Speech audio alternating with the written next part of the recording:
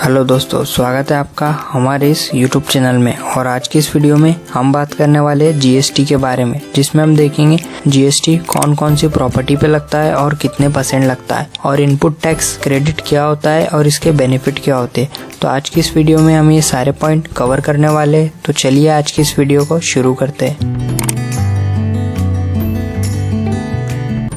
तो सबसे पहले हम बात कर लेते हैं जीएसटी की। 1 जुलाई 2017 से जीएसटी को लागू किया गया था। उससे पहले प्रॉपर्टी के ऊपर सर्विस टैक्स प्लस वेट लगा करता था, जो हर स्टेट में अलग अलग हुआ करता था। मगर जुलाई 2017 के बाद हर स्टेट में जीएसटी लागू कर दिया गया।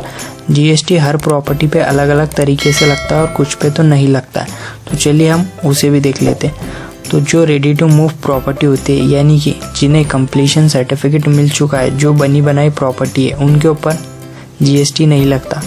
इसके अलावा जो प्लॉट और लैंड्स होते हैं, उनके ऊपर भी जीएसटी नहीं लगता। जीएसटी अंडर कंस्ट्रक्शन प्रॉपर्टीज के ऊपर लगता है, जो कि 18% होता है। मगर प्रॉपर्टी का एक हिस्सा, यानी कि जो लैंड का हिस्सा होता है जिस पे जीएसटी नहीं लगता, उसे उसमें से कट कर दिया जाता है। यानी कि मान लीजिए कोई प्रॉपर्टी है जिसकी कीमत 60 लाख है, जिसमें से 20 लाख उस प्रॉपर्टी के लैंड की कीमत है, तो आपको 40 लाख की प्रॉपर्टी पर ही जीएसटी पे करना होगा।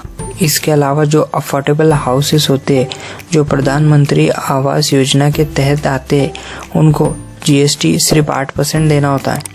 अब हम बात कर लेते हैं रेंटल इनकम के बारे में।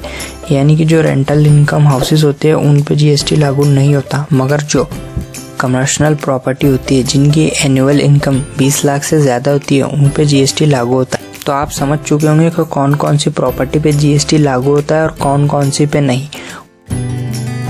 अब हम देख लेते हैं इनपुट टैक्स क्रेडिट क्या होता है। जब भी कोई डेवलपर कोई प्रॉपर्टी बनाता है, तो उसे 3 मेन चीज़ों का ध्यान रखना होता है, जिसमें पहला होता है लैंड, दूसरा होता है रॉ मटेरियल और तीसरा होता है सर्विसेज। यानी कि जो आर्किटेक्चर है या फिर किसी को उसने कोई कॉन्ट्रैक्ट दिया है, वो सारी चीज़ें सर्विसेज में आती है। तो इन चीज़ों पे उसे अलग अलग जीएसटी पे करना होता है। जैसे लैंड पे तो कोई जीएसटी लगता नहीं है, मगर जो रॉ मटेरियल होता है उसके ऊपर 5 से लेकर 28% तक जीएसटी लगता है, जो अलग अलग मटेरियल के हिसाब से अलग अलग जीएसटी होता है। और जो सर्विसेज होती है उसके ऊपर 18% जीएसटी पे करना होता है। और जो आउटपुट जीएसटी होता है, यानी कि 12% जो जीएसटी होता है, उसको इनपुट जीएसटी में से कट कर दिया जाता है। मान लीजिए आपकी कोई प्रॉपर्टी है जिसके ऊपर इनपुट टैक्स 4 लाख लगा है और जो आउटपुट जीएसटी है यानी 12%, वो आपका 8 लाख है। तो आपको 4 लाख इनपुट जीएसटी कट करके, यानी आपको 4 लाख ही जीएसटी पे करना होगा। उम्मीद करता हूँ आप समझ चुके होंगे कि इनपुट टैक्स क्या होता है। उम्मीद करता हूँ अब आप समझ चुके होंगे कि जीएसटी कौन सी प्रॉपर्टी पे लगता है और कितने % लगता है। तो अगर आपको ये वीडियो पसंद आई है तो इस वीडियो को लाइक कर दीजिए। आने वाली वीडियो के लिए चैनल को सब्सक्राइब कर दीजिए। मैं मिलता हूँ आपसे अगली वीडियो में। Thank you for watching.